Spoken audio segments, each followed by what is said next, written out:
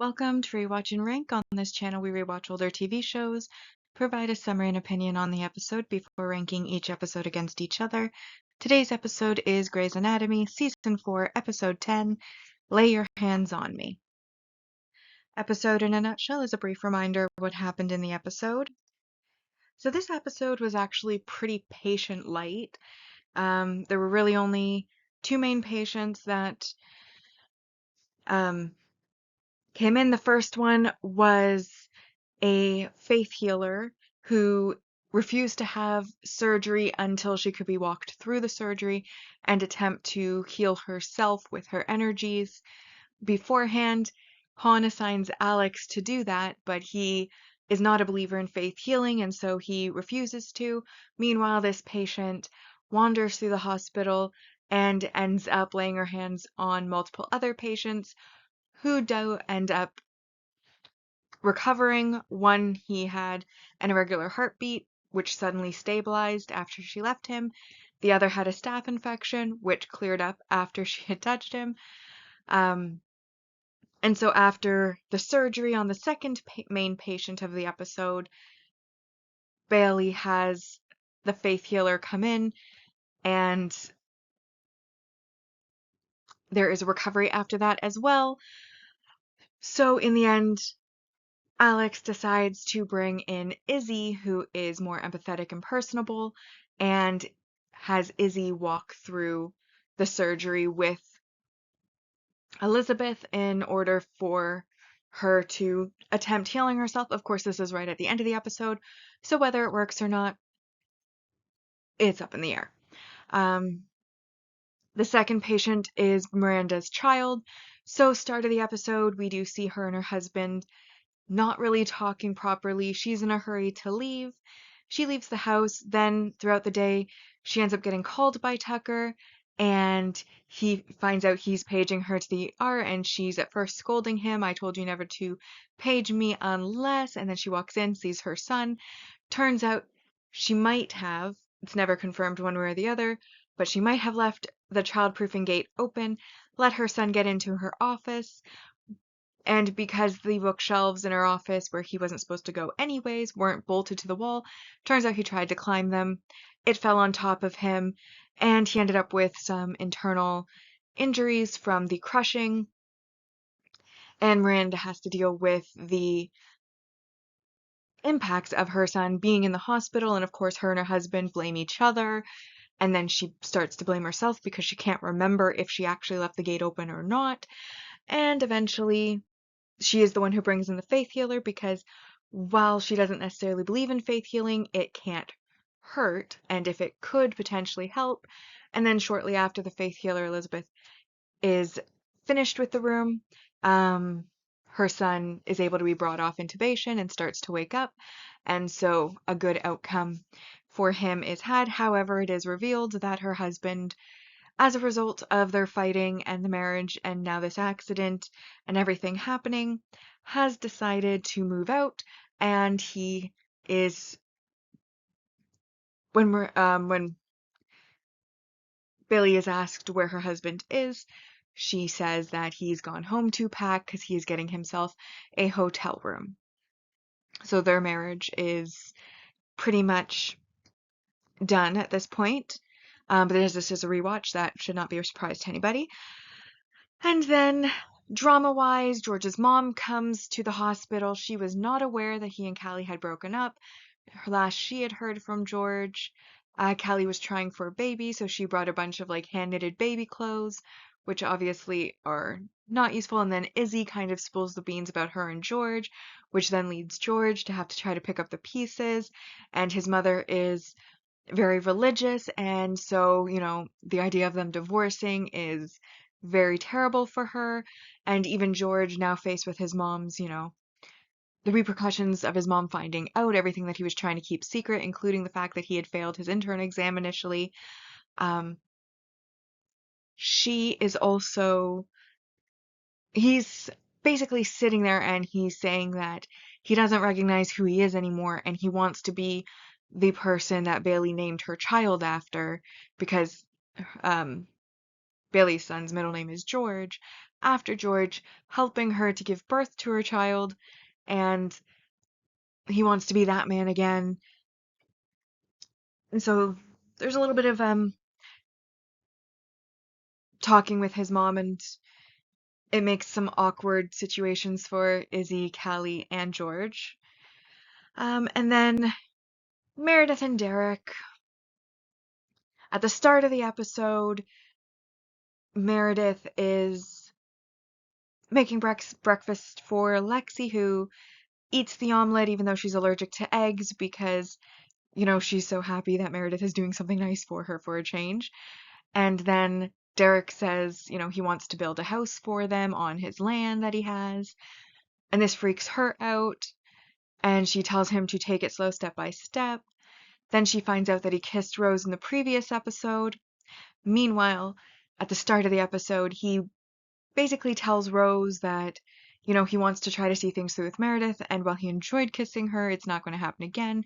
However, by the end of the episode, he's basically realized that Meredith is running again, and he's tired of it, and they have a bit of a talk and seemingly make their breakup more official than it was before, because I guess now the sleeping together thing is not going to happen, and Derek goes ahead and asks Rose out after Meredith and him part ways. And I think that's all of the main significant things that happened in the episode. So now that we've been reminded about what happened, it's time to rank the episode, first on the mostly objective ranking list, followed by the personal ranking list. And we have our single episode supporting character introductions, which is Elizabeth Archer, the faith healer, and her faith healer friend, Mai. Then we have the supporting relationship development, Derek asks out Rose, which is cancelled out by the supporting relationship regression or breakup, which is at the start of the episode. Derek tells Rose he wants to try to see things through with Meredith and wants them to basically forget their kiss happened and stay friends, but not carry things forward. Then we have the multi-season supporting character development, which is Little Tuck, which is Bailey's son, comes into the hospital as a blunt force patient and needs surgery. And we also have Louise O'Malley, who is George's mother, visiting and finding out about all of George's affairs. His affairs with Izzy, his personal affairs with failing his test, with divorcing Callie, etc., etc. Basically, all of his affairs out in the open. And she does not handle it well, especially the fact that she's been kept in the dark all this time, as last she had heard they were still trying for a baby. And then we have the multi-season main character development, which is where we learn Lexi is apparently allergic to eggs, allergic enough to get a rash, have her throat start to swell up, and need an actual epinephrine shot. Then we have the negative messaging or behavior, which the definition of an accident is that it was unintentional. There is no intent behind it, malicious or otherwise. It is an accident. It is pure chance. It is not something that anyone had controlled or chosen to have happen. And in this case, we have Bailey and her husband blaming each other and arguing over whose fault this accident with their son was. Which of them left the gate open? Was it Bailey in her rush to leave for work? Was it Tucker when he was doing the laundry? He didn't close it properly? Who knows? They don't know, but they keep blaming each other, and I just think that that's a very negative thing to do because it doesn't help anybody to be placing blame when an accident occurs, and that's regardless of whether it's an accident that happens to your child or an accident that happens to someone else. Like, for example, if you're doing the dishes and you accidentally drop a glass and it shatters, like, then you get yelled at. I don't think that's productive for anybody. Same here. Could you say it was Tucker's fault because he didn't bolt the shelf to the wall when he could have? Maybe. Did Bailey leave the gate open? Maybe, but the fact is nobody knows for sure. An accident happened. It happened. You should move forward productively, not just spend a bunch of time arguing and blaming each other, though I do accept that it is human nature to try to find and place blame, so either way, I took 2 points for it. And then last but not least, we have our main relationship regressions or breakups.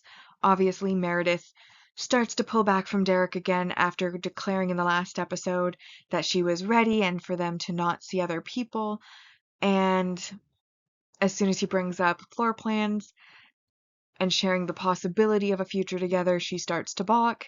He realizes she's balking, and basically they have a bit of a fight at the end of the episode, or not so much a fight, but an argument. And they both basically break up again. And then we have Tucker and Miranda, of course. They've been struggling in the last few episodes. The new development for this episode is that Tucker has decided to move out and move to a hotel following this accident, giving up on their marriage, seemingly. After all of those points are considered, that does make this episode, let's see here, it makes it a 4 out of 10. And that brings the mostly objective ranking list to in first, A Change Is Gonna Come, Physical Attraction, Chemical Reaction, Kung Fu Fighting, Love/Addiction, Haunt You Every Day, Forever Young, Let the Truth Sting. This episode comes in 8th place, Lay Your Hands on Me, followed by Crash Into Me and The Heart of the Matter. Personal ranking for this episode, I gave it a 7 out of 10. I liked the personal nature of the episode. I thought, personally, I'm a skeptic. I'm not really a believer in faith healing, so the kind of focus on that in the episode didn't really do much for me. I don't really like that all of the relationships are currently in a negative trend. I would like at least a couple of them to be on a positive trend, while a couple are on the negative trend to kind of balance things out.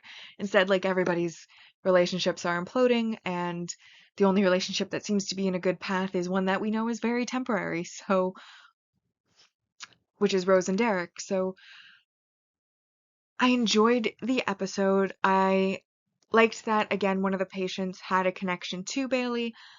While I wasn't overly emotionally connected to it, which is why there was no successful emotional impact on the points given, I do like when the patients can be tied back to one of the main characters, and I did think that it was, interesting because we haven't really seen, like, we've seen parents, now this is the first time, well, we've seen, I guess, Richard's niece as well was a patient, but I think this is the first time, like, we've seen, like, somebody's actual child that we were there as an audience for the birth of, coming in with, an accident and a patient. I liked that aspect of it, the drama behind it. But again, like, a lot of the drama was negative. So while I like the drama as a concept, I also wasn't getting any positive emotions from any of the drama because it was all negative. And the only positive one, again, was one that we know is temporary, so there's no point in really getting attached to it. Overall, a 7 I felt was fair. It was good. It wasn't great. And that brings our list to in first, Physical Attraction, Chemical Reaction, A Change Is Gonna Come, Haunt You Every Day, Love/Addiction, Forever Young. This episode I put in 6th place, Lay Your Hands on Me, followed by Let the Truth Sting, Kung Fu Fighting, Crash Into Me, and The Heart of the Matter in currently last place. And with that, we are now at our series ranking so far. And on the mostly objective ranking, we have season 1, 2, and 3 in first, second, and third, respectively, with season 4 at 57 out of 150. Then on the personal ranking side, we have the opposite, season 3, 2, and 1 in first, second, and third, respectively, and season 4 at 66 out of 150. But now that we've covered that, we have now rewatched and ranked Grey's Anatomy Season 4, Episode 10. Lay Your Hands on Me, like and subscribe if you would like to, and I will see you in the next episode.